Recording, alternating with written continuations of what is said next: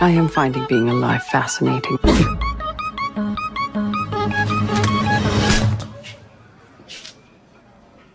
Oh.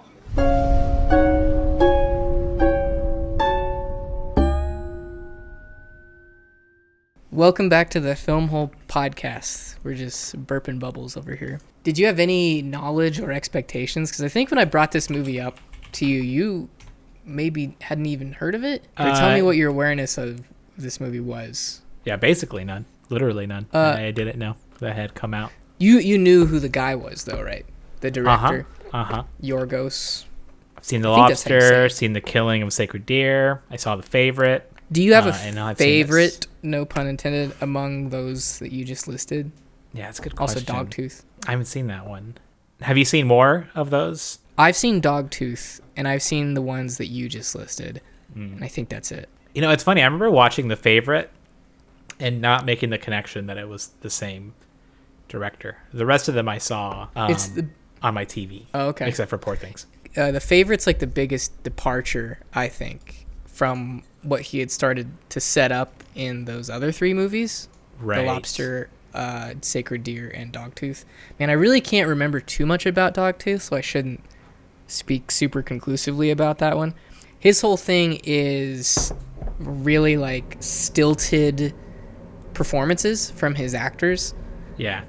Really like sterilizing the movie from any sort of emotion or inflection. It's sort of like Robots, who wrote a play. And I really I don't remember where I heard this. Maybe you told me this, or Justin. I like the director's reasoning for that, which is movies are supposed to be, these fantasy things. They are not inherently reality.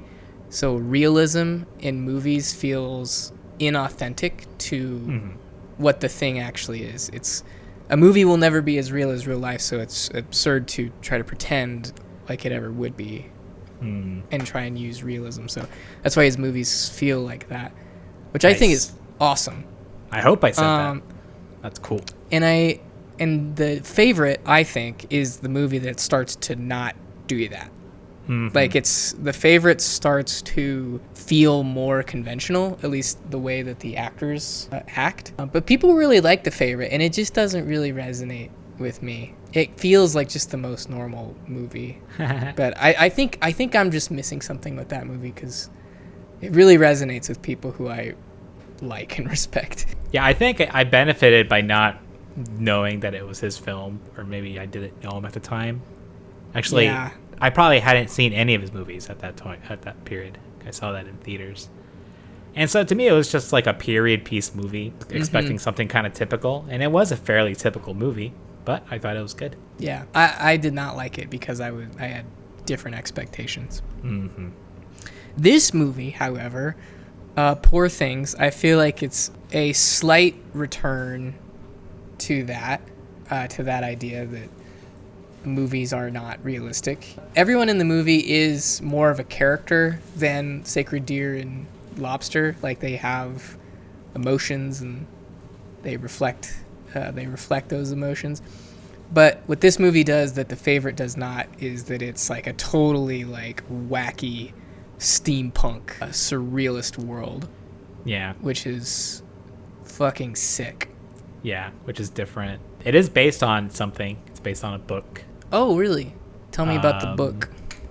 It is based on a 1992 novel by Alexander Gray, and that's as much as I can parse from the Wikipedia. Can click on the link if you want. Nah, not interested. So tell me, like, first impressions. Like, what did you go into the movie expecting, if anything? No expectations, completely open mind. But I'll just give you like my quick take on it. I thought it was like super funny, a really funny movie that was just visually very stunning. And did I mention how funny it was? I mean, I just like the whole theater just was laughing nonstop the whole time. Totally. I think all of his movies, maybe with the exception of Dogtooth, which again I can't remember a single scene from that movie, are all kind of funny. And I forget that. I think that at a distance, I think about his movies as these cool, like, surrealist sort of mind bender movies. But they have straight up comedy in all of them. Some of that is intentional, and some of that is just a byproduct of the way that guy makes movies. Certainly The Lobster was pretty funny in its premise. I remember the killing of a sacred deer being pretty... I don't remember a lot of comedy in that one. It's dark. I think that any comedy in that one, like I said, it just comes from the way that the characters talk to each other. Like, they don't talk like normal people, and that's inherently a little funny. But this one is like so like funny forward. Like there's comedic relief moments throughout. Like very intentional bits. Can you cite any? Remember when they're on the ship, there's like that woman whose like hair is on fire and they're kind of like in the middle of a fight or something, and he's like, look, that woman's hair is on fire, and they just like a quick shot. Yeah. And like people like trying to put it out. Yeah, you're so right. This movie is very funny forward. Like the first shot that you really see, we were just talking about it, is the bubble burping from Willem Dafoe. That was like an immediate laugh out loud thing in the theater for me. Yeah. It's just because it starts off so slow. It's like it almost looks scary at first because Willem Dafoe, he has all those scars on his face. He looks like Frankenstein, which is not on accident, I'm sure. And he starts to make this big like what kind of sound. That's a good impression. It sounds kind of scary at first, and then you see the big bubble come out, and it's immediate turned on its head. And what stands out about it is that like nobody responds to it very much at all. Like Emma Stone's character does. Like she like does a clap, like she's pleased. She thinks it's funny, but just a totally normal thing he does. His character is very interesting. Yeah, Godfried, I think is his name. Is that where they got the God from? Okay. Yeah, but I mean, it has double meaning, obviously, because he is this sort of Dr. Frankenstein type of character who breathes life into corpses, and so he is like God, just like Dr. Frankenstein. So it's like this cool, like his name is actually God, and Godfried, and Emma Stone calls him God as a nickname, but he is kind of God to her. Yeah. There's nothing to it more than just that. It's just nice. It's clever, I guess. Yeah. You're right. He is super interesting. At first, like in the first 5 minutes of watching this movie, I had a kind of a vague understanding that it was kind of like steampunk, and I knew that there was like Frankenstein stuff going on, like stitching like parts of animals together. In the trailer, there's the thing that's on my background right now, this like electricity like brain like starter thing. And I thought in the first 5 minutes of watching this movie, I thought that Willem Dafoe's character was like canonically Frankenstein's monster. Like, 'cause, you know, they show him in his big house, and they show him at the university or whatever, where Rami Malek's character shows up, and he's giving a presentation on surgery. Very like, do you ever see The Nick, that TV show? No. But it's like that, you know. Yeah. 19th century surgery stuff. But he's got all those scars, and I had thought, oh, maybe this is Frankenstein's monster. Maybe this is a universe in which Frankenstein's monster like survived and went on to like be a successful surgeon, which made sense to me because I was like, who would be better at like pioneering different types of surgery than fucking Frankenstein's monster? The guy himself is the ultimate surgery experiment. Of course he would like teach at a university on like where all the organs are. He knows. That makes sense. Yeah. I buy it. That is not him though. That figured out pretty quickly that's not him. But it's a fun idea, right? Yeah. Yeah, he's kind of a mix because like you know, he is a doctor, a man of science himself, like Frankenstein. But he's also been experimented on.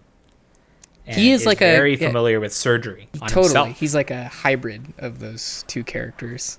Yeah. the monster and the his backstory is pretty sad. Right. With his father. The more that you learn about his father, the more sad his childhood becomes. But the character itself seemingly completely unfazed by it. In some ways, even admires the way that his father treated him, because it was in the name of science. Except for that one, like the final line that he says about his dad on his deathbed. He says something about something that his dad did in his experiments, and he was like, he was a fucking idiot, and then he dies. That scene where like they just do a very quick surgery on his cancer, like in his abdomen. Yeah. They like do that initial cut, and then he sees that like, oh no, it's actually like progressed like quite a bit. There's no need to continue the surgery. He immediately resigns to just let the cancer to death. Go at him. Yeah. Which is cool because I don't know, he delivers it so nonchalantly. It's like, oh yeah, the cancer's like taken over. Like that's it for me. He's so like, he treats his body as like such a mechanical thing, just like this mechanism. I'm sorry, I'm super distracted right now. I'm like watching a scene 9 minutes and 30 seconds in, and Emma Stone is just like fiddling around with this dead cadaver in the lab. She's like flicking his penis and then taking a scalpel and just repeatedly stabbing him in the face, which I don't remember. Oh my god, from the first time scene, watching that. That the eye gouging scene with the cadaver is like, the whole movie has on and off moments of kind of gruesomeness as a movie about like a corpse bride would. But that one in particular, that shot that you were just describing, I remember being very viscerally sort of upset by that. that in the same, like where they're out on a picnic and then Rami Youssef like has like a frog or something in his hand. Not Malik. Yeah, you're right. I said Malik earlier. But she's just like, kill it, and she like smashes his hands together. Yeah, smashes the frog. Yeah, so let's just try to structure this a little bit more. Maybe just like set up the plot line. A main cast of characters basically is this Frankenstein scientist guy who is like a renowned doctor who does surgeries, and he puts the heads of animals on the bodies of different animals, and he experiments on himself and whatnot. And then there's Emma Stone's character, who we learn is a woman who committed suicide, a pregnant woman who jumped off a bridge. And then what the doctor basically did, you know, he likes putting the body parts of things into other things. So he took the baby of the brain and he put it into Emma Stone's body. So now she's like this baby in a grown woman's body. Crazy concept. The way that it teases that too, because you see Emma Stone's character like jump off the bridge right at the beginning. You don't know what that is right away, but it's revealed. You think later. like, oh, is that a flash forward, and then we're flashing back? But no, that happened chronologically at the beginning. It's also in color, which is an important distinction. Whereas the next like third or maybe half of the movie is in black and white. Forgot about that. The idea of like, oh yeah, this the corpse of this woman washed up in the backyard of the Godfrey character, Willem Dafoe, and the baby is still alive. He explains this in some sort of flashback monologue. The baby's still alive. The mother is dead. And he talks about it as like, what? And I did the most obvious thing that you would do in that situation. And he's explaining it to Rami. And then he very nonchalantly is like, obviously I put the brain of the baby inside the body of the mother. Which is an unabashedly pro-life position, you know. Yeah. Any Republican would be like, and God bless you for doing it, sir. It's so weird. Just like the metaphysical implications of that. Like your soul or something is the baby, but you're occupying like your mother's body, and people recognize you as your mother. Really strange, but also funny. And then they approach it from the most uncomfortable angle that they could, which is like, what if this thing then like becomes sexually awakened? What is essentially a baby's very mind? Quickly. I guess the adult horniness is in the body. Yeah. It's weird because the time scales... the sexual organs are mature?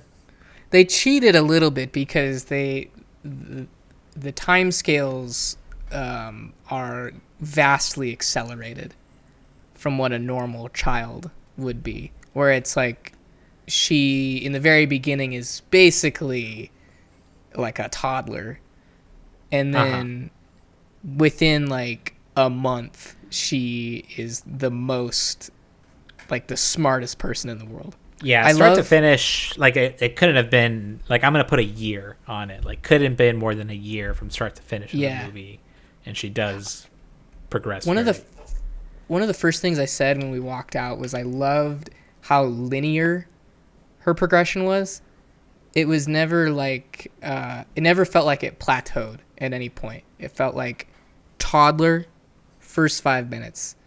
And then you get to, like, you know, the halfway point of the movie where she's, like, on the boat with Mark Ruffalo. And she's like, all right, okay. She's, like, kind of smart. She's using, like, sentences, and she's, like, reading, and she has, like, an awareness of the world.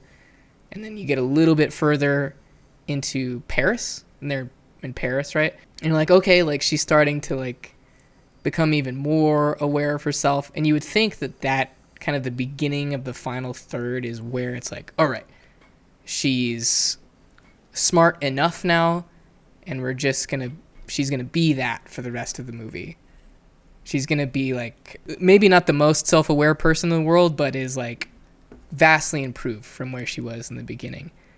But it doesn't do that. She continues to evolve. She becomes, like, this kind of serene, very wise, very intelligent, cunning person by the end. So it just keeps going along that slope. Right. She becomes political by the end. Like, she, like, gains enough cognition to be able to, like, become a socialist.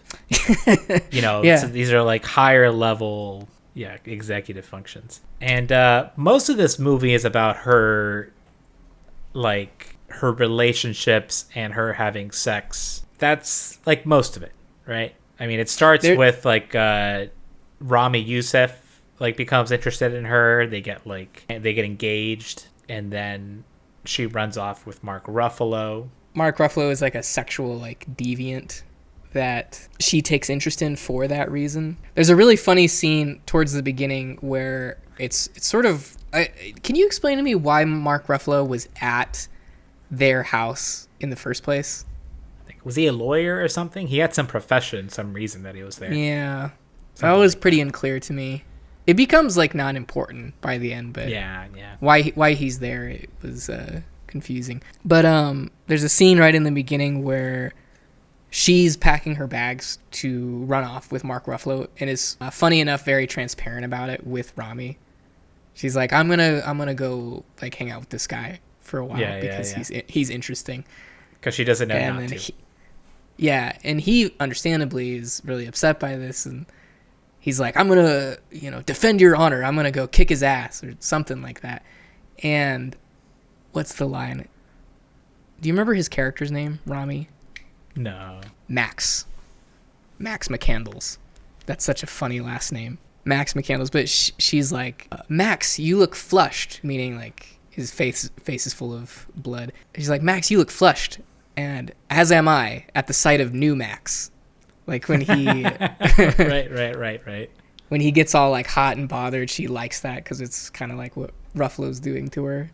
A lot of the movie is just, like, her, a child's mind, completely new and open to the world, colliding with social norms. And, like, what better setting to test that, sandbox that in than, like, Victorian England times, a notoriously more specifically very uptight time period. Yeah, I do like how it's not exclusively Victorian. It is, like, steampunk. It is a fantasy sort of world. All the kind of the real problems of the world exist in this fantasy world. It's not immune to, like, the darkness of those times, but it has this, like, really pretty coat of paint on it. Like, I'm pretty sure that there's, like, airships or something, or, like, sky cars, like, on rails. Something that never existed in real life. Right. But at the same time, like, it doesn't go overboard with it. It's like, it's not over the top. It doesn't kind of fixate sci-fi on that. at all. It's sort of like a background element. It's like, oh yeah, we're in a steampunk world, by the way. Yeah. Don't pay any attention to that. Mm-hmm. I like how it did that. And like all the places they visit are also like are similarly like not quite as they would be, like the France, and then I forget where else they go. They go to other parts of France. Is it Egypt? There's like that scene where she's looking out over the poor people, like the class divide wherever that is. It's like Alexandria, Egypt. Yeah, there you go. It's like a very physical, condensed depiction of the poverty line. It's like the whole island. Alexandria is like an island that's like 20,000 square feet. It's the tiniest thing. And like all the rich people live up in this like hotel, and then all the poor people live like below them on this like broken staircase thing. And it's a very like literal like rich people up here, poor people down here, and you can contain all of it in like a single camera shot. And there's a staircase leading from both realms that's been like destroyed. Right. I did want to call out the talking about comedy earlier. All the little sight gags of the animals in God's house. There's a French bulldog that's its head is like sewn to the body of a chicken, and then there's like a goose that's on the head of or on the body of some dog. Every single one of those makes me laugh really hard. Like just the sight of like the bulldog on the chicken is so funny in a way that I wasn't expecting. Oh, this is interesting. So along the same lines of, her linear progression in intelligence, it parallels the way that she moves. Like her physicality becomes much more dialed in over time. In the very beginning, it's so cool in the movie because I think the change is so subtle over time that you almost don't notice it. Like if you compare her at the very beginning with her kind of toddler-like movements to the very end, obviously a big difference, but scene to scene you don't really pick up on it, which I agree. Really like. Which hats off to Emma Stone, which I think totally just like speaks to how good she is, that she can make it all really come together. 2024 is coming up all Emma Stone. Yeah. With this and The Curse, man. Right. And we didn't really talk too much about her in it, but like she did really good. I think she's probably like the best in that show. Benny Safdie called her out as being able to communicate like so much with her face in that show. Just between that and this movie, I've come to really respect her as an actress. So I would hope that that's recognized, because up until this point, she's only really been like a rom-com personality. Not exclusively, but that's like kind of the thing that she was known as. She was in Superbad, she was in Zombieland, Crazy Stupid Love. She was just like the spunky like redhead that was kind of funny in movies. And in The Curse and in this, she's like a serious like actress. And I hope that trend continues. Yes. I was reminded recently, like, remember when like Robert Downey Jr. had a lot of buzz for his performance in Oppenheimer? Yeah. People were like, this is like the best performance of his career or something, for absolutely no reason. Like he didn't do anything in that movie. Absolutely nothing. And people would just like laud it with praise for like no goddamn reason, because I don't know. It's because he's been playing Iron Man for so long. That was my impression, is that like the guy was finally not playing Iron Man and doing something serious. Yeah. But like this is good. This is a challenging role. It is objectively good, as is The Curse. Both challenging and like done with mastery. Yeah. Very sexual performance. Like that's lots of nudity, lots of sex scenes. Oh my gosh. Let's talk for a second. I mean, if you're where I'm at, like the sex has really started to pick up on screen here. I suppose that's why I brought it up, yeah. Furious jumping. which is a good like safe for work way to refer to it, so our videos get flagged. But there's sexual scenes, furious jumping scenes in the movie where it's like a wide angle. Both actors are like seemingly really in real life completely nude, doing like the motions of sex, and it's like, what are they just having sex on camera? Like it doesn't seem like you could do it any other way, right? The scenes are that like explicit looking to me. Right. Like you have to think about like the environment that the actors are in filming that. And you're like, what are they doing? Like they have to, they can't be just faking that, right? Just thinking about like what Emma Stone and Mark Ruffalo are thinking in those scenes.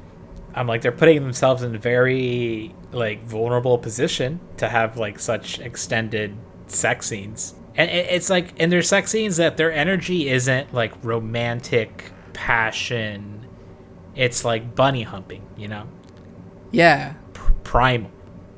Very explicit. It's funny because I was just editing our Basic Instinct episode, and we had a lot of the same kind of talking points. See, those are like very kind of like romanticized sex. This is like just flesh moving. Right. It is furious jumping. And Emma Stone's character treats it that way. It's like an activity that has no bearing on the relationship. It's a very sterilized act. Right. Which is sort of a pure way to think about sex. It's sort of ironically like an adult way to think about. It's a pretty contemporary way of looking at it before, post-sexual revolution. Right. But, anything short of romantic sex was seen as like deviant sex. Yeah. It reminds me of like the scene where she discovers masturbation. I think is like encapsulates all this pretty well, where she's just like playing around with a fruit and then like discovers that it feels good to kind of like put it down there. I had an embarrassing laugh during that scene. I think it's like an avocado or something she puts between her legs. And we were in a pretty full theater, surprisingly. It was like a Monday night, and I was not expecting the theater. It was just some random AMC to be almost full of, millennial aged people. And during the avocado bit, I very audibly would just like laughed pretty loud. Like one kind of sharp like that filled the theater, and I was completely by myself in that reaction. Yeah. No, we were pretty in sync for everything else, but that one scene I laughed. In that moment, I don't think that it was an inappropriate laugh. I just don't think anyone agreed with me. Not in retrospect, because like in retrospect, like that's where a lot of the comedy in the movie was. But at that time, that was like the first scene of her sexual awakening. Was the masturbating scene, right? So you're like, where is this going? Like this is because it's already like super weird. It's a baby's brain. Yeah, she's basically like a mentally handicapped person. It's just all of it is like putting you on your toes. Yeah. They dropped the hard R word earlier. You're like, what am I doing here? That's right. Yeah. I laughed at that too. I laughed not because I find that word funny. I laughed because of how nonchalantly it's thrown into the dialogue.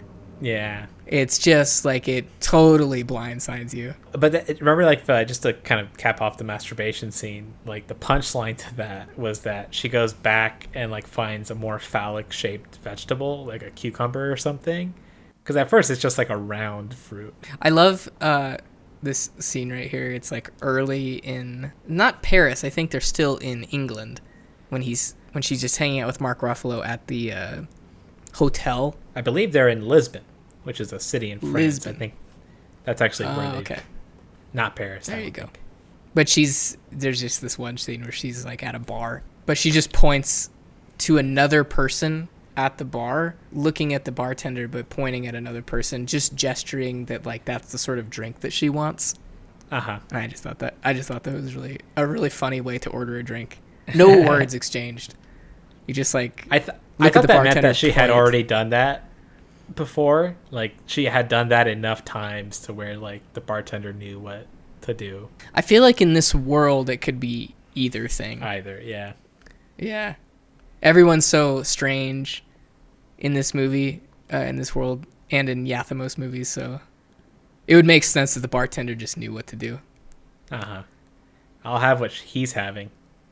Right. Watching the dance scene right now, that was pretty good. Her hair is so long. It really like stood out during this scene.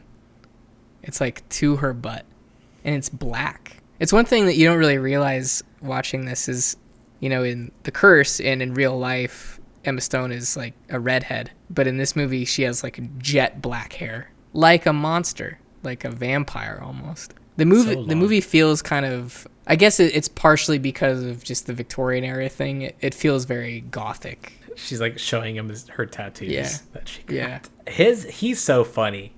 Like Mark he's Ruffalo. like slamming his head on the bar. Oh my gosh. Watching him get like slowly more and more exasperated. Yeah. It's just like for me the best arc in the whole movie. That's what I really enjoyed. Yeah, he does such a good job. We're talking about Emma Stone. Like, he does such an amazing job, too. It's funny because, I don't know if it's a subversion of expectations, but, you know, you start off with Mark Ruffalo basically being like a hound dog showing up at this house and stealing this woman for his own, like, sexual proclivities. He's getting his wish. Like, he ran away to this hotel and he's getting to spend all of this time with this woman who only wants to have sex with him, but like it quickly like backfires.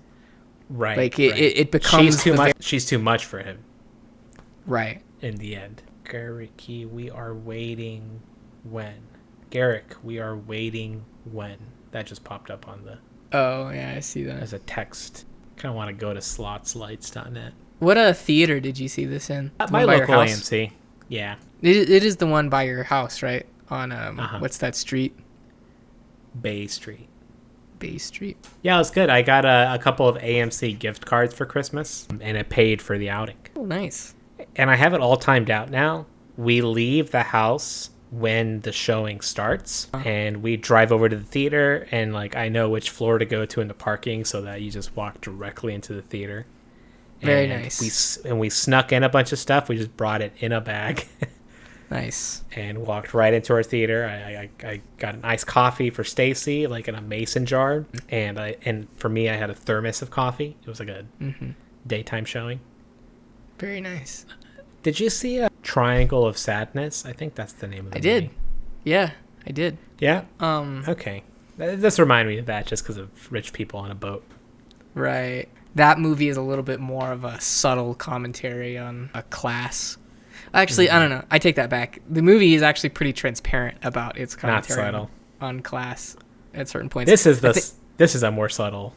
I say subtle because that movie is like visually subtle. Triangle of Sadness. This movie is like, bam! It is leaping off of the screen with its visuals, which I guess it just requires a little bit more triangulation to get the message than the other movie. Triangle of Sadness I liked it quite a bit. I appreciated how, like, you know, that's also a movie that had the title card sections.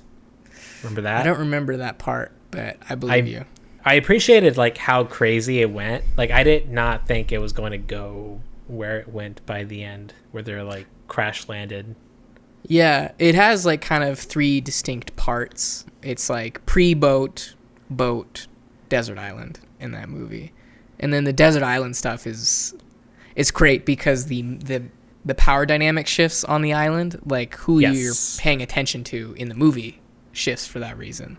Like the maid becomes like a very integral character in the whole story. She becomes a leader. Yeah. And then cool. I love like and then she gets to be basically like making the men like her bitches. Sex slaves. She's like, or at least that one guy. I'm attracted to you. You're my boyfriend now.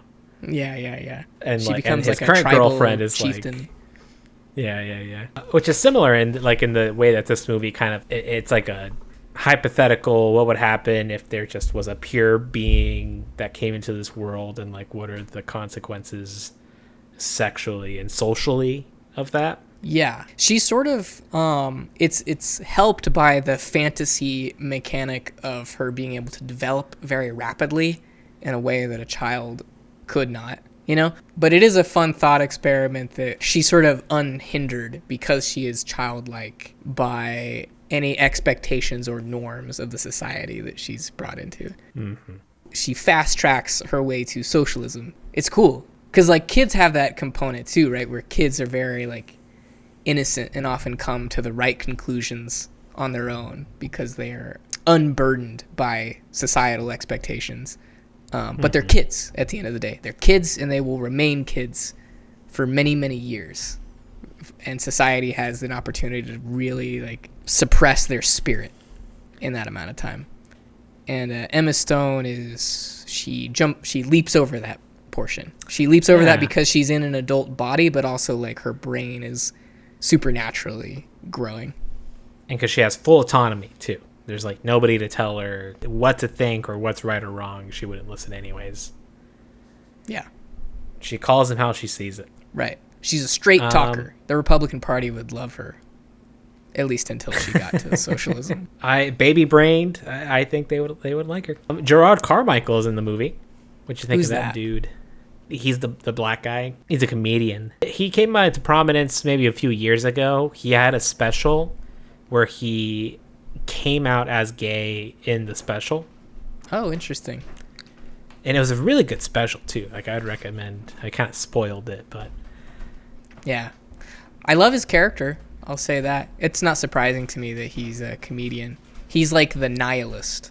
He represents like the idea of nihilism in the whole movie, which is funny because I identify the most with him in the movie. There's like a part when he's sort of like he's teasing his ideologies to Emma Stone. What's her character's name? Bella. I'm surprised we've gone this long without saying her name. Bella. He's teasing his ideologies to her, which are mostly negative, as you do when you're a nihilist. But when he starts to get more honest with her, he's like, don't put any stock in humanity. Like, we're a fucked species or something. Everything's gone to shit. She's just like, whatever his name is, like, you're just a silly, broken little boy. Like, the world has really just broken your spirit. Something like that. And in the moment, I'm like, Emma Stone is like talking to me. I'm like, yeah, I am a broken little boy. And I'm super cynical about the world. Yeah, I agree. I had the same thought process too. He stands in, I think, a lot for like for an audience, for a modern audience. Yeah, the cynic.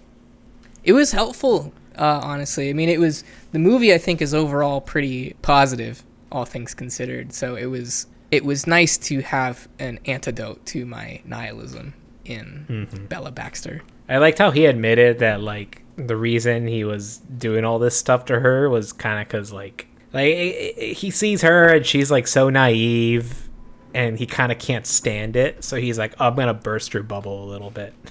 Like by telling her all this shit. And I can understand the impulse, but it backfires because she's sort of demonstrates like a larger wisdom, which is just like, nah, like you're just a cynic.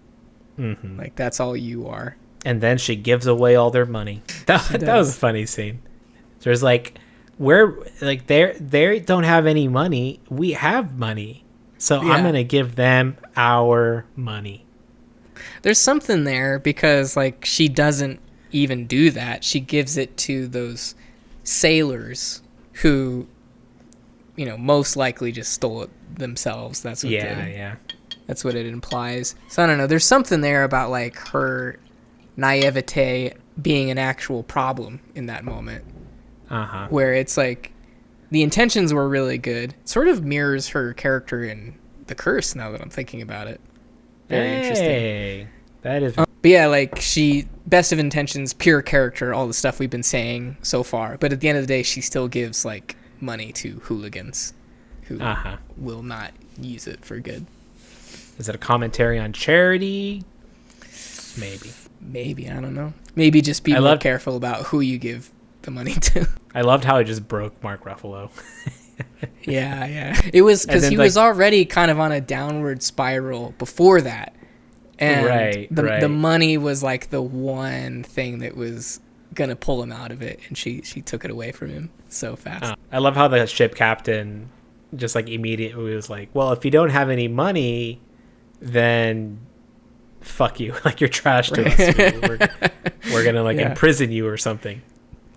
This reminds me, I finished Fired on Mars. Nice. Man, I am hooked on that show. Yeah. In a way that I haven't been in for a show in a while. Like, as soon as I finished the last episode, I immediately was like on the internet, like, season 2. When is it? Where is it? Nice. What have you? What's the word on that? Because I didn't do too much research. I just saw like a Reddit post that said renewed for 2 seasons, allegedly. 2 more. Yeah. Great. As it should be. Yeah. Big fan. What a great finale, dude. That was like such a dramatic, action-oriented finale with like the sandstorm and everything. The movie really sort of like reels you in, or the show reels you in, because you think it's just another adult animated show. Like, it's going to be a funny, as any adult animated thing is. It's just a comedy on its face. And it is in a lot of ways, but it really has a lot of dramatic elements that hook you, and that like you want to see the conclusion of. It's a proper dramedy throughout. I think that Fired on Mars does so much better what BoJack Horseman was trying to do in its early stages. And I think I'll go to my grave saying that I think that BoJack Horseman is not that great. Yeah, I don't think it's that great either. We, in the past, have talked about the first season not being great, but I think I'm going to just say that I think the whole show is mediocre at best. Yeah, that's fair. I mean, I'm not here to die on that hill defending BoJack Horseman, and I will.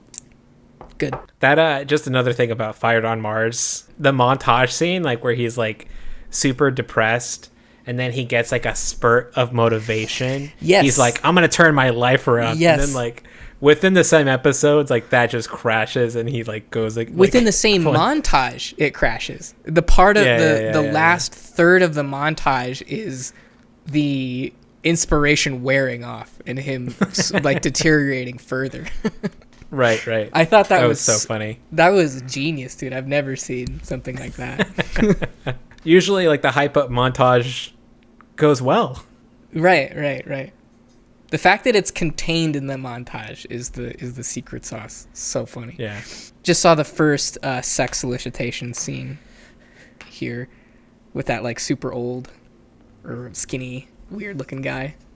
Yeah. She falls into prostitution, like, once again, as a baby-minded, open-minded person, where she's like, I like sex. I need money. There you go. If not for the risk of disease that would be even more prominent in, this time in history. Ye olde syphilis. Right. It would actually be, like, smart, Yeah. They say very straight up, it's like, this is the quickest way to money, and as long as you don't care too much about the act itself or like any sort of shame surrounding it, knock yourself out. The issue is that the more times that it happens, the greater the risk of infection and infecting those around you. Yeah. So ultimately pretty irresponsible, but if you could get rid of the illness part of it, you're in business. I know. And it also broke Mark Ruffalo's braid. I love that when she like gets back to him on that bench. He's like, that's the worst thing that you could do. Yeah. I think that's when they finally split ways. The funniest, I think the funniest laugh out loud moment in the movie is when she sort of rises in the, what do you call it, brothel. She becomes like, a known person within that. She's made good money. She has like an established career and presence in that house, and he's still on the street. He's still like homeless, and he comes like beckoning at her window one night, and he's just yelling. He's not saying anything. He's just no words. I think that was the biggest laugh for me. If it would have been like a couple hundred years in the future, he would have like definitely had the stereo blasting. Yeah. the music. Right. But he didn't have that, so that was my favorite part of the movie, the montage of all the different men that she slept with. Oh, really? Yeah. Why is There was that? that like dad who like brought, and they were just like such great scenes. Like all the men looked super interesting and like very, I don't know. The dad with the children, that was the most potentially problematic thing I saw in the movie. Easily. Even despite all of the kind of taboo themes that we've talked about so far. I was paying very close attention to see if because it was a full nude like sex scene like anything else in the movie. And then there were also just kids there. And I was paying very close attention to the editing to see if those two kids and the adults were in the same frame during that scene, and they are not. And I think that that's important because I think if they were, the movie starts to be classified as something else entirely and potentially illegal, simply by the children's presence in the same like image as the nudity. Can't expose children to nudity. No, so it was faked. Hopefully, Such a weird concept. The only other thing that it brings to mind is like one episode of Louis when I think it's like a flashback to when he's a kid, and like his dad is like having the birds and bees talk with them, and he's like explain, but it's like a talk about like how to have sex and like what to do and for. it's a and, like, how mechanical to make- explanation of the Yeah. act. And I forget what the lead up to is, but like the final of it is like, and then you touch them and they explode. and then he tells like the little kid Louis, he's like, okay, now repeat it back to me. What'd you think of the final act, coming back to London and then like with the crazy general former husband character who shows up with the gun. That character is equal parts really scary, but like the way in which the gun is used as a comedic prop is really funny to me. Like at every instance he's like pulling out the gun, like pointing it at his staff, pointing it at Emma Stone, like the smallest like mundane things. Right. Well, the reason he does it is because like he suspects, and I believe him, that his house is on the point of revolt or mutiny against him, that his like servants are going to kill him or something. And then like as the scene progresses, you're like, oh, probably, rightfully. I think I missed that idea, but still funny. Just the idea that you have to like be on defense. So like I think like he's rightfully on the defense in his own household. But that's just such a funny idea that you're like, oh yeah, dude, my servants, they're gonna kill me. Right. That's interesting because it sort of it changes the dynamic in which I see that character a little. I think I prefer my version where the guy just has an affinity for guns as a very casual negotiation device. Well, I think that's also true. It's sort of like Michael Scott in The Office when he's doing improv, and he's like, "What's the most exciting thing that could happen in any scene? Think about it. Pulling it. Someone has a gun." that is that character. Well, there is that line towards the end of that scene where he's like, "Well, you forced me now to get the gun out." Like, it doesn't take very much, like of her putting up a defense before he's just like, "Well, the gun's out now, so we're doing what I say." Right. Which is funny. What did Michael whisper to you? He said he has a gun, but he just can't show it to me. What do you think of the like matron, like brothel owner character? Madam, great character. What's her name? She has like a biting thing. She likes to bite Emma Stone, which is a little weird. Oh yeah. Why? Well, yeah. What was that? There were a lot of weird things happening that I just didn't really dwell on that too much. Yeah. But she's an interesting character. She sort of, she's a nice mile marker in Bella collecting wisdom from all of these characters throughout. Like that character teaches her about sort of what's the word I'm looking for? Autonomy, power that comes from sex.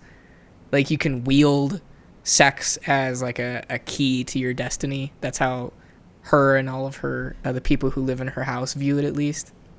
Mm-hmm. It's like a way of taking control in a male-dominated society. So that's fun. It's a little like hardcore dose of feminism at that midway point of the movie. But I also I feel recall like- the scene where she's like explaining to her, because like Emma Stone doesn't want to have, like, wants to be able to choose who she has sex with.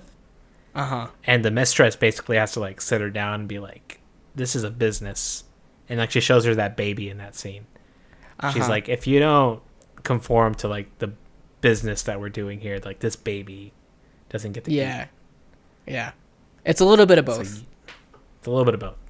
Yeah. It's empowering, but it's also kind of capitalistic, and Uh-huh. you have to earn your worth.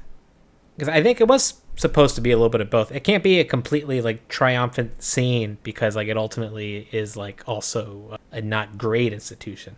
It's not a great Right. condition that those women find themselves in.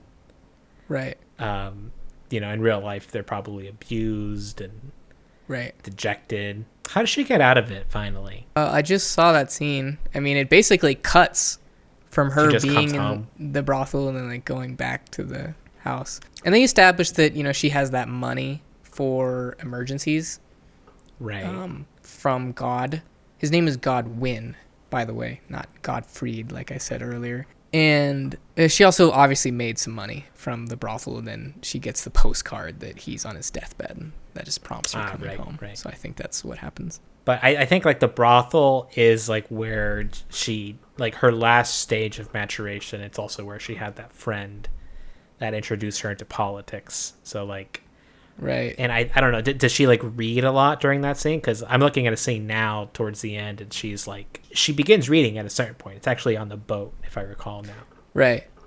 But she starts like engaging in literature and philosophy. She has a conversation with Gerard Carmichael about it. But basically, this is when she becomes intellectual. Right. Once she returns home, she's like a completely like fully formed human being that has like thoughts and ideas and opinions on how things should be. Have you seen Rami Youssef's show?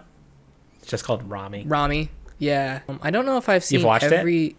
Yeah, I feel like all of the show, unless there's a new season that I'd have to ask Grace. Grace introduced me to that show. Big fan. Uh-huh. I like it a lot. Yeah, it's a good show. Good show. He like fucks his cousin in that. That's like one of the main things I remember. Yeah. Yeah, I remember liking that show. I remember liking him. He's great. I don't know what it is about his like baby face, but In the show, he's like extremely believable. I wouldn't be surprised if he said that his portrayal in that show is as close to his real life as possible, or at least his real persona. yeah. I think they made a spin-off show of like his cousin. He has like a kind of heavier set cousin who just like reminds me of like DJ Khaled. Kind of that Khaled. persona. Khaled. And I just could not be any less interested in watching anything. Sounds not interesting. The general husband character has the exact same facial hair as me. Doesn't he look like Colin Farrell in like The Lobster or something? Yeah, kind of. I could see that. What do you think about this dynamic where he reveals sort of why her character, like before she committed suicide, and the general, like why they were together in the first place? Mm-hmm. There's that scene where she was like, why did we even hang out? What was the thing that connected us? And he brings out the maid with the soup and forces her to, he like uses the dog to scare her, and she spills the soup, and he thinks that that's hilarious. And he says something like, you and I love to do this sort of thing. We love to like play pranks or make people feel bad, or like we like seeing other people suffer. It's like our shared sense of, or was our shared sense of humor. Is that the same? Like, did you pick up on that? Is that what he was saying? I don't recall that exact, that he said it that way. It's something like that. It's like we share something like that. We share like humor or something. I wonder if that's true, because I have to remind myself that this is not like Emma Stone's character with amnesia. This is like a completely different person. This is her baby. Right. It makes this sequence even stranger because, technically speaking, he is her father. Yeah. In addition to her husband. Yeah. I thought of that when they ran off together, Yeah. from the wedding, the graduate style. I'm like, you don't want to get back together with him. He's your dad. Right. Oh, they talk about, I forgot about this. There's some sort of secret meeting with a doctor they're talking about some sort of vaginal mutilation. He brings out that tool that I'm not exactly sure what it's for, but you can I think put it's like two to and two cut together. off parts of it, yeah. Yeah. What do you think of the ending that what did they do? They put his brain into a dog or something? They put a goat's brain in his body. In his body, yes. Yeah, so he becomes a goat. There's like that. There's a shot where he's like in the backyard as the goat, just grazing. And then he just like spaces off and looks directly at the camera, and the camera zooms in on him like totally dead-eyed. Big laugh from the audience in that moment. I didn't have much to say about the ending, really. It just kind of wraps up in a nice bow. What did we learn, I guess, is the question here. Because the movie is about self-discovery and identity and morals unhindered by society. So did you learn something from Bella Baxter? She's triumphant in the end, so in the face of society. Like, that husband is like represents society and patriarchy in particular. She comes up against like her ultimate villain, where like every adversity that she's faced up until that point, sort of the fact that she's a beautiful woman and her naivety has like let her escape it or not have to deal with the consequences directly. And that's why she so willfully goes with him, and it turns out to be the most jeopardizing situation that she's in the whole movie. Like, she's under a real threat of danger with him that she isn't in the rest of the movie. And she travels like all over Europe and is with like a lot of unsavory characters, and that's the most danger that she's in. The only real danger. So that's interesting. That is funny how she launches herself head first into it. Like, the whole time, she's kind of this archetype of, and you see this a lot in movies, like the character that just goes with the flow, and they'll end up in different situations, but everything works out because they just like have grace, and they're never punished for this decision. But that like decision to leave the wedding and go to this guy, like, very immediately was like, you made a bad decision. Yeah, it's the first time that the consequences catch up with her. Right. And then the resolution to that is, getting back home safely, and I think she gets married to Rami, and that's the conclusion. It's good that she faced that, though, at the stage of development that she was at, because she could handle it. She like had the tools to deal with that guy, the intellectual tools. It would have been, had she encountered that guy much earlier in the movie, it would have been a real bad situation. Probably would have become like a slave. I saw a TikTok recently that was like, are you the type of person who's like a go with the flow type of person, but have only recently realized that the flow was just the plan that your type A friend put together the whole time? That there was no flow that you were just following, that someone else just created the flow, and you're just a lazy piece of shit. That's funny. They were like, I need to send so many apology letters. You and I are kind of like the type A friend, I think. We're usually trying to like dial in plans. So I related to that. Nice. I think I have a foot in both. I'm also a very much go with the flow. I can do both. I felt like Bella Baxter was a nice person for me to learn from. Going back to that thing that she said to Jared Carmichael, where she was just like, you're a broken little boy who just hasn't given like the brighter sides of life like the enough time of day. It's not what she said, but that was the message that I heard. It was nice to see a funny movie where the character's whole thing is this naive child butting up against real world problems, but because of their purity, being able to deal with it in not even by the end a naive way, but a healthy, thoughtful way. So yeah, I guess does she retain her optimism by the end despite all the trials and tribulations? Seems to me. I mean, they have a happy little family at God's house by the end.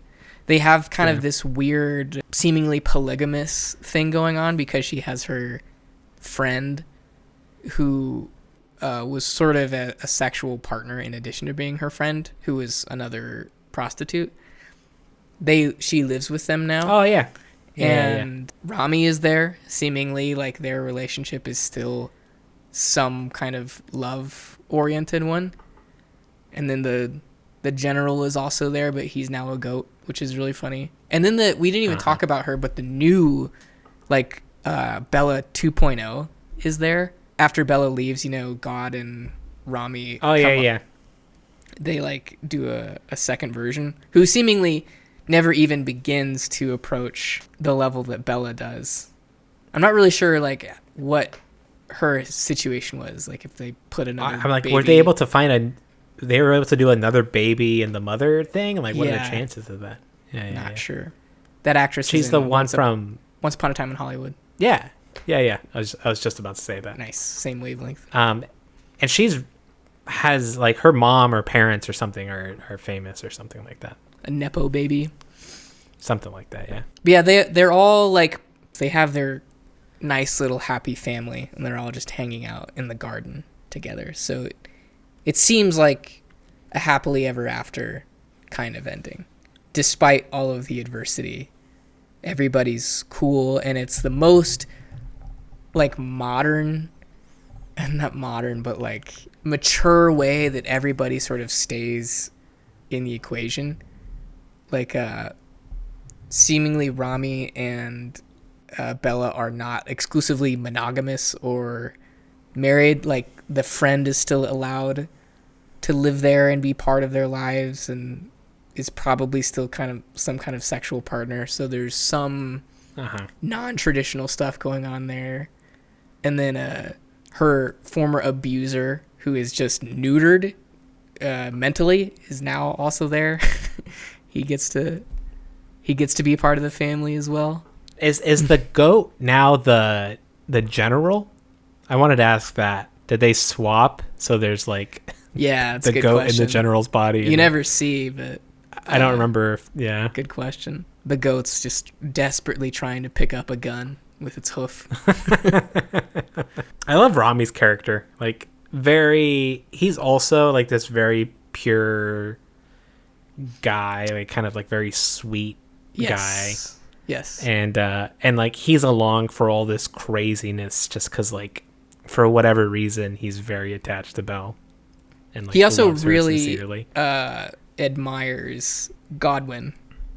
That's right. He finds him to be like a genius. Yeah, I liked him. I liked him a lot in this movie. Where would you put this against the other Yorgos movies? Yathamos. No. Oh, you said his first name, Yorgos. Yeah. I think I just realized I've been saying his name wrong. I've been saying Yathamos, and his name is Lanthimos. Yorgos Lanthimos. I was just smashing his two names together. Yorthimos. I was saying Yathamos, but his name is Yorgos Lanthimos. Whatever. And I neglected to even try to say his name up until now, and then I chickened out by just using his first name. It's sort of like that Jodorowsky. We always say his name Jodorowsky, but I've never seen any indication on paper that that's how you would say that name. I just assume that's how you say it. It's spelled with a J. It's pretty good. Yeah. And he's Mexican. Alejandro Jodorowsky. And so like the J should make Mexican, should make like an H sound. Jodorowsky. Not yo, like a Y. Anyways, to answer your question, I would put this squarely above The Favorite, which again might not be a popular opinion. I can't really gauge like where The Favorite falls among people who like his movies. But it's not your favorite. It is not my favorite. Not my favorite.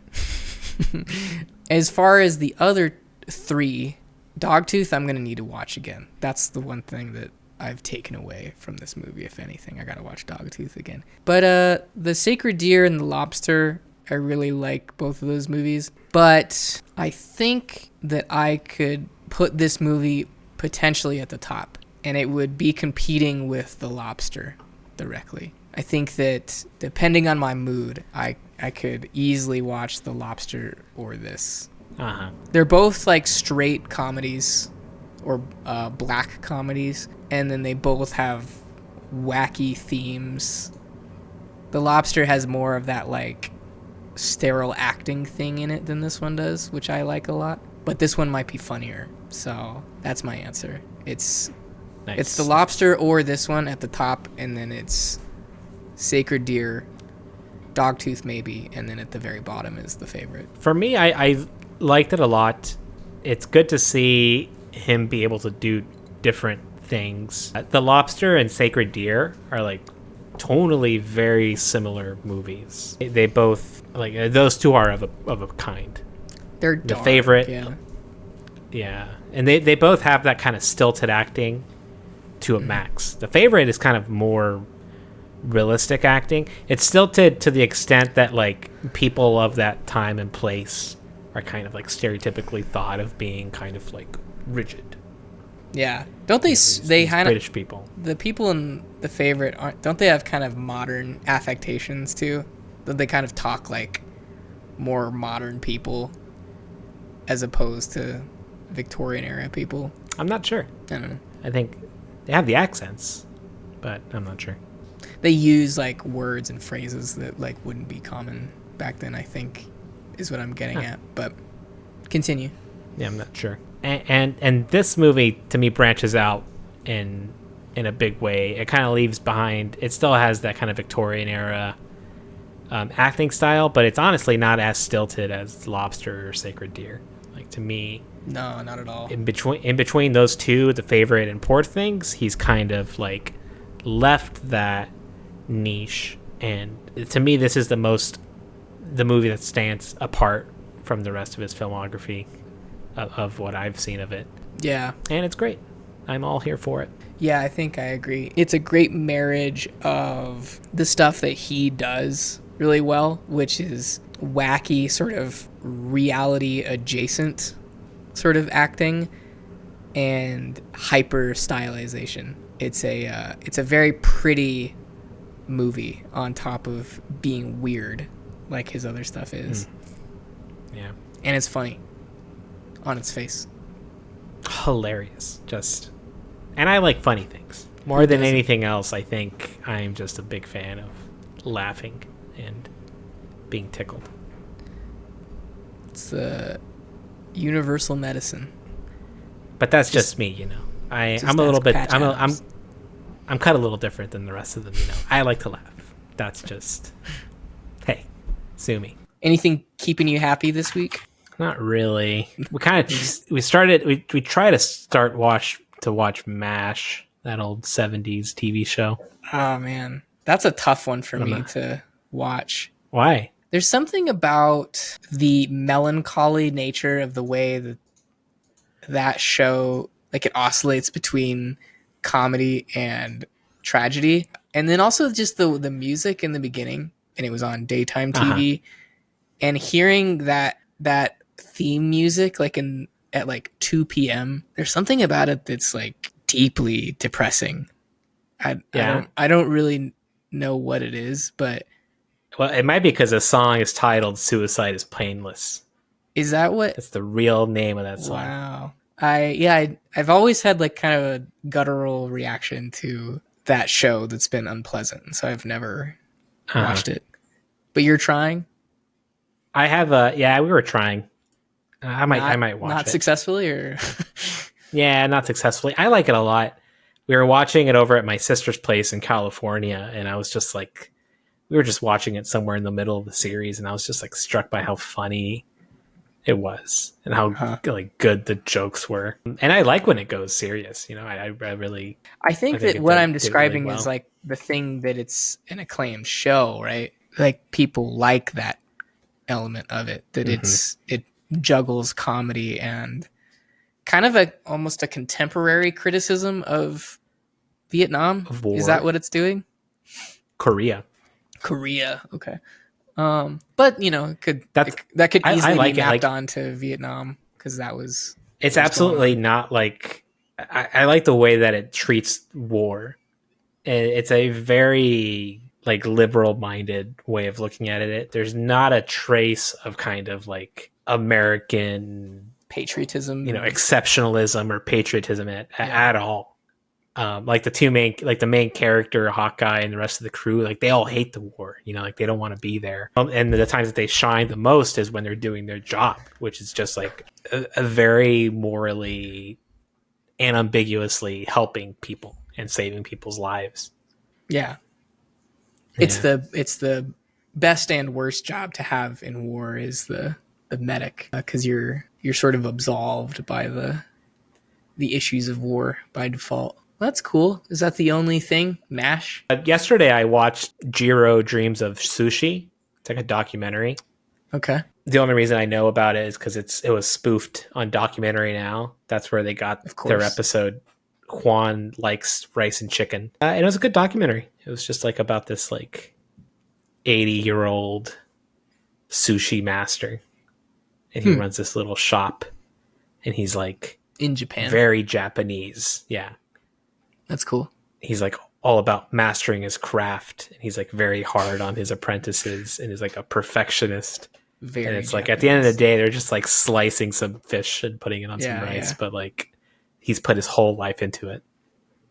That's great. It's good. It's good. Makes me think of that character in Kill Bill. He's the Hattori Hanzo. He's like the sword maker, but he also has a sushi shop. Exactly. And he's very mean to his subordinate. Takes his job really seriously. Oh, I forgot that he did sushi. Yeah. All this Tarantino talk is making me want to turn on one of his movies. Yeah, what would you watch if you were to do that? Right this second? I'm always within like probably a 4-month period at minimum of watching one of his movies. And I think most recently I watched Once Upon a Time in Hollywood.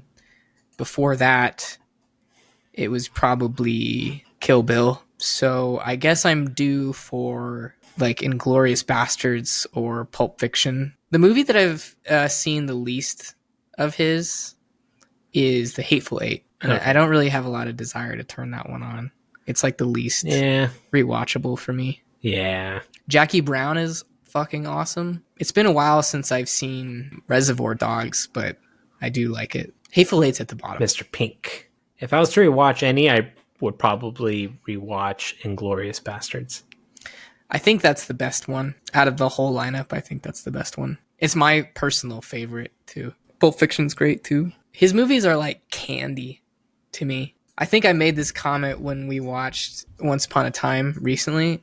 It's because I think I just turned it on casually. And it's one of those movies where, like, if it's just on, if we're like, let's just turn this movie on and we're doing something else, I will actively stop what I'm doing and go and watch that movie. I will You can't help it. Sit my ass on the couch and pay attention. Anything making me happy. Oh, you know what was cool about this movie, Poor Things? I watched it right as I was starting a new playthrough of BioShock Infinite. You ever played that game? Oh, nice. So it fits. No. But you're aware it's like the steampunk themes are present. I really forgot that I was doing a BioShock replay of the first game the last couple months, and then I just finished it and started playing Infinite recently. I forgot how like politically oriented those games are. Oh yeah, they have like real messages about capitalism and religion and that sort of thing. Like the first one, the premise is, it's a city under the ocean that was started by this guy who hated, his name was Andrew Ryan, and he was just like a tried and true capitalist, and he hated regulation, like government interference. Like he rejected all modern forms of government and wanted the purest form of a free market. So he built a city under the ocean. And the game, like that theme is like throughout the game. And there's all this like weird sort of hybrid imagery of communism along with that. Like there are these big like bronze statues with like chains and hammers and stuff. And then in the second game, it's about like zealots, like religious icons or self-proclaimed prophets. And then there's also this weird like race thing. Like the second game is like heavily racist. You've never played it? Either of them? No. Oh. No. You really should, man. Those games like rule by any standard. But just as a quick aside, in the second game, there's this whole subplot about this, black people are oppressed like they would be in that era. And there's like kind of a revolution led by a black woman. And there are all these like depictions by the ruling class of the revolutionaries that are like super racist. Just think Jim Crow style illustrations. And there's so much of it that I started to question, like, if it was whether or not your character comes out on top as defeating the racists. It seems like a little questionable that it's in the game at all because of how racist it is. It's like some game designer is in a studio somewhere drawing this for a game, but it's a little on the nose. When was it released? I think like 2012, something like that. Yeah, that's funny. You have to like invent racist propaganda for your game. Yeah. Like they're a little too good at it. It's like inferior species. Like that's what the character says. That's not me, That's not me. Then I watched Fired on Mars. Also very good. We've been watching Breaking Bad with Erica. That was her first time watching it. We're on the last season now, which is fun. I hadn't realized this before in my other watch-throughs of Breaking Bad, but the season 5, I think it is, which is the last season, that's the season right after where he blows up Gus Fring. That finale episode where you see Gus like walk out of the room and half of his face is blown up. The last season's pretty unnecessary in total. Everything's pretty resolved by the previous season. The last season is just sort of icing on the cake. And I hadn't really realized that before. Like Jesse Plemons, he shows up for the first time in the last season. He's only in that season. All of the subplots with like the racist uncles, the rival meth manufacturers, that group that Jesse Plemons is with, which is like the Exterminators. All of that is just contained in season 5. It just sprouts up all of these like brand new subplots and then resolves them like by the end of the season, which makes that last season really exciting to watch. It's very like sporadic compared to the slower previous seasons. But I realized that like in the context of when that show came out, it seems like if you watched the Gus episode, like that would be it. Like the show is over at that point. So the season 5 seems like it was an extra season. Maybe it was planned the whole time, but at a glance, it seems like the show was meant to end at season 4. Yeah, that I recall that being my impression too. Or at the very least, that final season was like so much different than the rest. It kind of seemed like incongruous with the rest of it. It doesn't make it less enjoyable though. I love season 5. I love all that stuff. You're on it now. Yeah, only like that season 2 5 or 3 episodes in. Yeah, is he on the run starting that season? Like, everybody, like his family knows that it's him and that kind of thing. We're not there yet in that season, but that's when that starts. Yeah, got it. Have you watched the Better Call Saul show?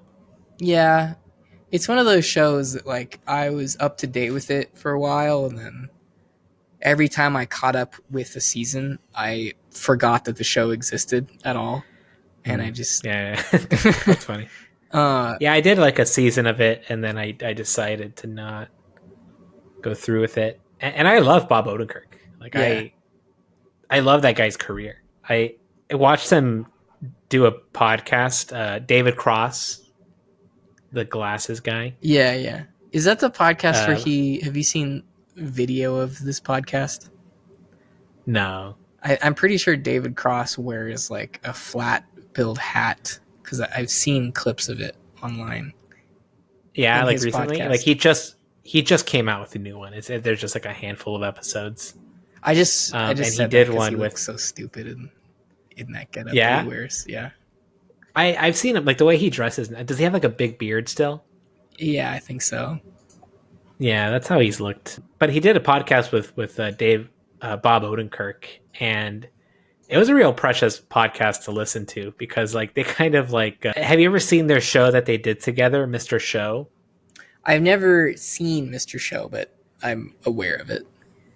It's the greatest 90s aesthetic, kind of like early SpongeBob humor, because like a lot of those guys worked on SpongeBob, including the voice actor. He's on Mr. Tom Show. Kenny. But like Bob and David in this podcast episode are just kind of like riffing back and forth. Like most of the shit they say, they're kind of doing that thing where they're riffing fantastical things. Like nothing they say is real. Like they're not having a real human conversation. They're having the conversation of two wackadoo comedic minds. I hear you.